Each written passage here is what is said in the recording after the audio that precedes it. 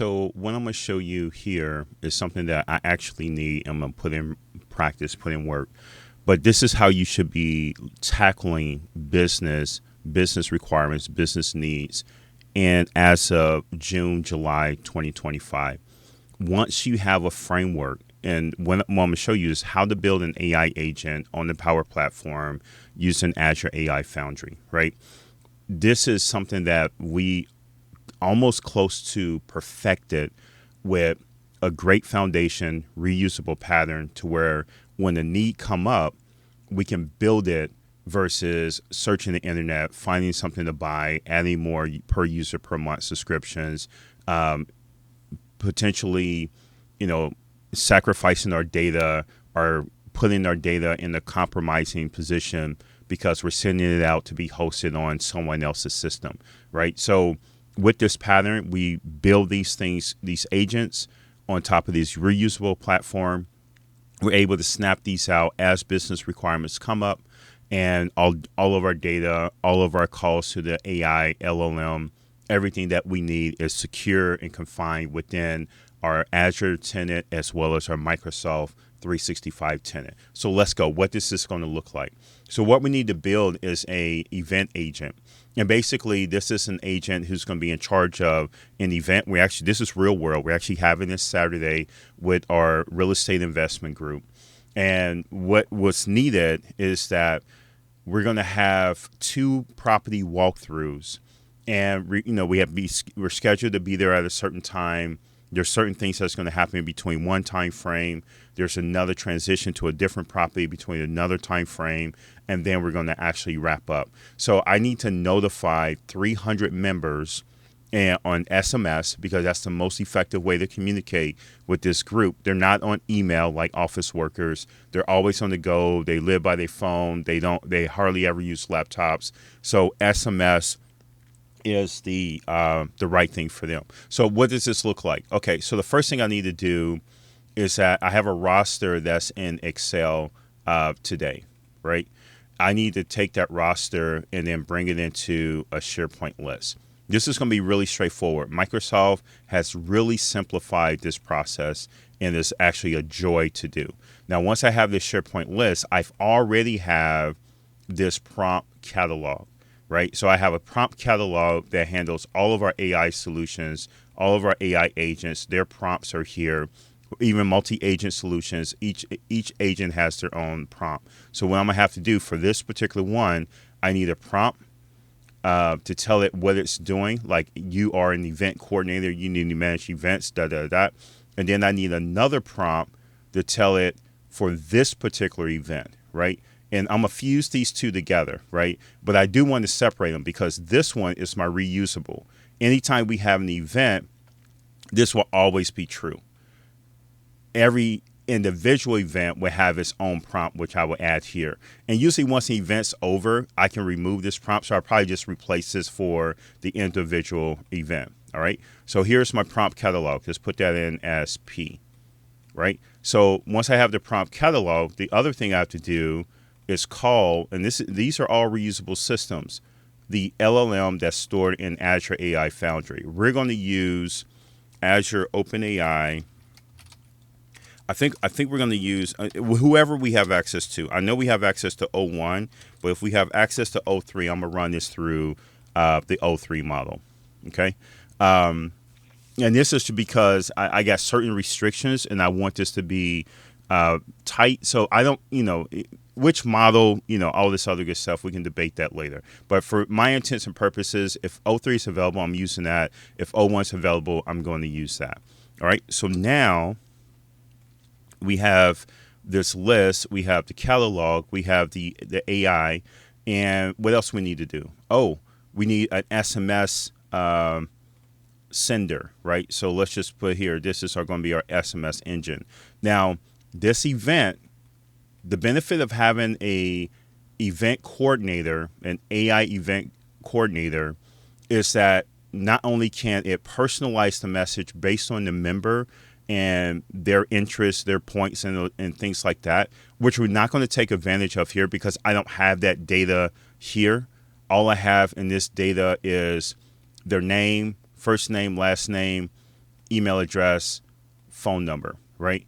That's all I have for them. So, but if I had a full profile where it was like, I have this many investment properties, I'm in this group because I want to learn X, I specialize in Y, I have a day job that does X in this industry, ... Like all those data points, that makes this response when they send the event out, notifying them that the event is coming up, I can micro target their interests there and make it more personable for them. That is the best outbound marketing strategy that you can probably deploy right now. If you have newsletters, if you got social media, if you got a list, that you have a cold list, you have a warm list, whatever the case may be, understanding that your profile in the background of your user, even if you have a list of 5,000, before AI, that was impossible. Like, who's going to tell and make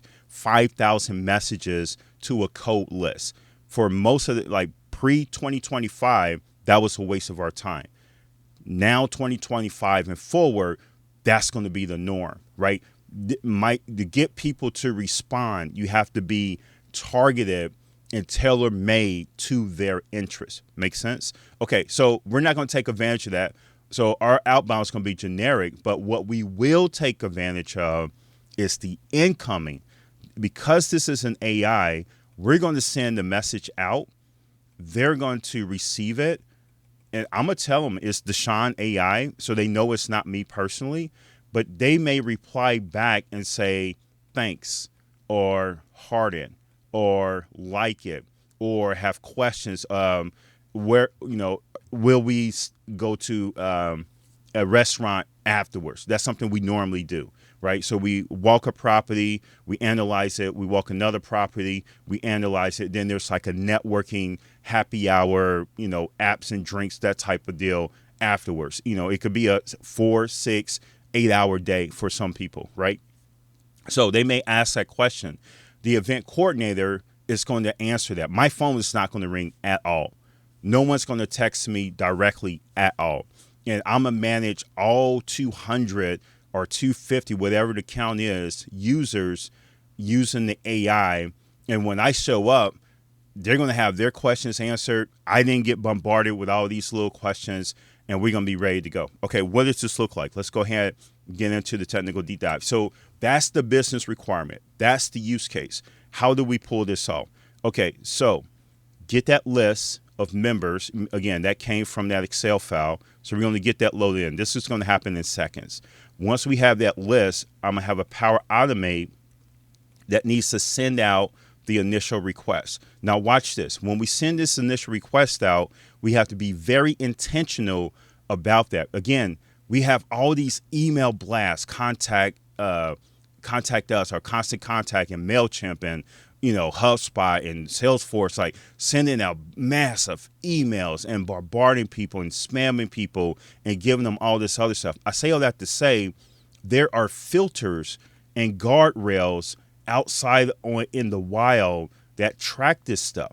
How many emails are you sending from one particular email in a short amount of time? So we want this to feel as natural as possible to this external network filtering, spam filters, ... right? And we want to make that message to get past the email client spam filter. So we don't want to feel salesy. We want to feel like it's a message from one individual to the other. And the benefit that we have with Microsoft 365 is we can send this SMS. I said email, didn't I? We can send this SMS directly from 365. We're not sending email, we're sending text messages. I stand corrected. But for email, that's something that you want to do. I say all that to say we need this to drip. We need this to drip. So I have these 200. We're not going to blast 200 at once because we're going to set all type of flags if you do that. So what we need to do, we need to put in an arbitrary delay in here, and I'm going to do something like 1 to 5 minutes, right? And I'm going to put a randomizer on there. You could do that with Power Automate. And so anywhere between 1 and 5 minutes, it's going to send a message to make it feel like it's natural, to where the big carriers do not block us or flag our number for XYZ. So we're going to do that. The next thing we need to do for that message, we got that prompt catalog, right? So I'm going to break these Power Automates up into subflows.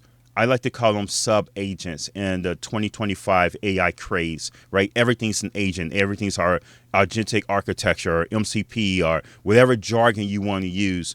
This is going to be an agent. And the reason why I call these agents is because each one of these have their own unit of work.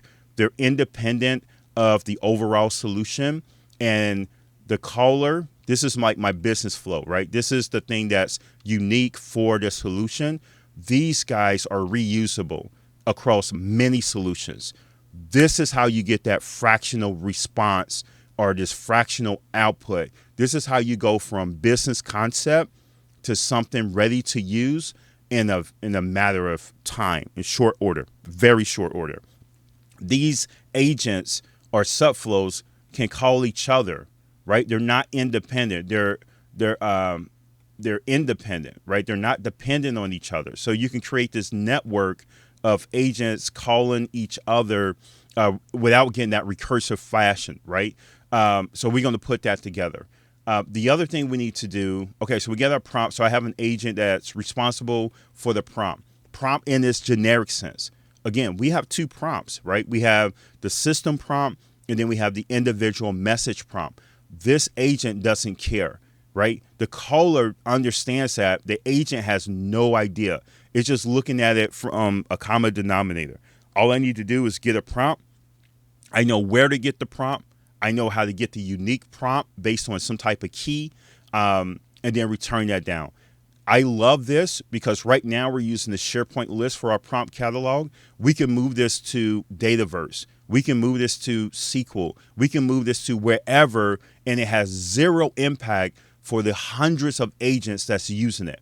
That's why we love to encapsulate it, to give us that type of scalability and control. Secondly, I'm going to have a agent that calls my LLM. Remember, I have this OpenAI, Azure OpenAI. We're not calling the OpenAI in the wild. We're calling the private one in Azure. So once we call that private OpenAI with that prompt in the system so it knows exactly what to do, how to return the data, then we're going to give that to the caller because the caller knows what it requested. It knows these are the prompts I need, and this is the response I'm expecting, right? It knows that. So I can't return this to, I'm going to return it to the agent, but it's going to be passed through, meaning that it's going to treat it as, okay, you gave me a string. I'm going to return that string to the caller. The caller is going to say that output, for this scenario, I need an HTML. For this scenario, I need a JSON in this schema. For this scenario, I need a plain text like a CSV. For this scenario, I need a ... right? So there's a pass-through capability here to get the most reusable for these reusable agents or functions, and we take full advantage of that. This is how we're able to scale and snap this out in a fraction of the time. Now, that response variance was only possible in an elegant way because of AI. Take full advantage of that. Build this stack to where you can build these reusable components. And if you have a variance, the prompt is what makes it different. The prompt is what gets what to get and what the response and the output should be. So design this in a way to where it's passed through your reusability. And then once you get to your business, it knows what the outputs be. And then it will format it and it will call another agent to get all the work done. So here we're going to get that response back. And basically from that response, we're going to send it to our SMS engine. That SMS has the phone number. Again, SMS is separation of concern. The only thing it's concerned with is, who do you want me to see this message to? What phone number do you want me to send this message from? And what message do you want me to send? That's the only thing that it's responsible for. So we have an agent that does all our SMS. That's going to integrate, and this is a third party. We're not using Azure Communication Services. This is a third party, and it's going to send that message out. Once it's send that message out, we're golden. right? It goes through all the different carriers because we don't know what carrier our user has on the other side, right? So our user could be using T-Mobile or Verizon or AT&T. We don't know what major carrier they're using, right? So, and we don't care. We just want to make sure that this delay doesn't flag us as spam. We don't want to trigger a spam on Verizon. We don't want to trigger a spam on AT&T. We don't want to trigger a spam on T-Mobile to where we get blocked and all of a sudden we get, you get labeled as potential spam caller. And part of that is how many messages you send in a short time frame and what type of message are you sending. So these are going to be personalized. Again, personalized to the extent of what I have for this solution. I only have first name, last name, and phone number. But I do have a bigger CRM to where I can get other data points. So the message is going to be something like, hey, first name, here is details of the upcoming event, ...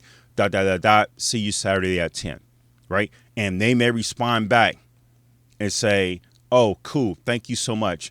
Will there be an event after this? What time do you think we may hit the second property or ...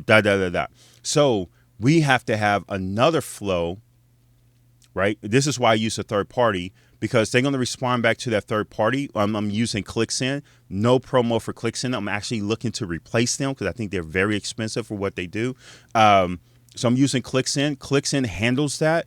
When ClickSend receives an incoming email, it triggers a webhook. And that webhook is going to be the URL to our Power Automate.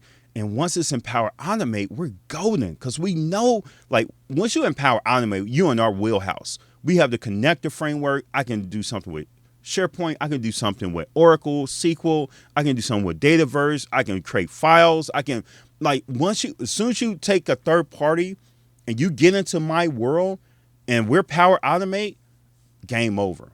Game over. And you will see this in future videos when we start building out this pattern for our agent platform on the Power Platform, our agent reusable framework, our agent rapid development framework. I'm toying with these terms and trying to see which one is stick. I like the rapid development framework on the Power Platform. This is not using the vast agent services in Azure AI Foundry or reusable copilots and copilot and calling sub copilots and fine-tune copilots, This is using the Power Platform. Tools that you already have, skills that you already perfected, frameworks and processes that you already perfected at enterprise. What do I mean by that? We've already know how to develop something in dev, push it up to QA for testing, push it up to production for business use, and have our business using it in prod, start working on our second feature, not disrupting what QA is doing in testing. We know how to separate this and how to create that application lifecycle and ... We perfected that in Power Platform. That doesn't mean you have to scrap all that in order to build AI agents. That's my biggest warning or the bell that I'm ringing. Like, use what you already have.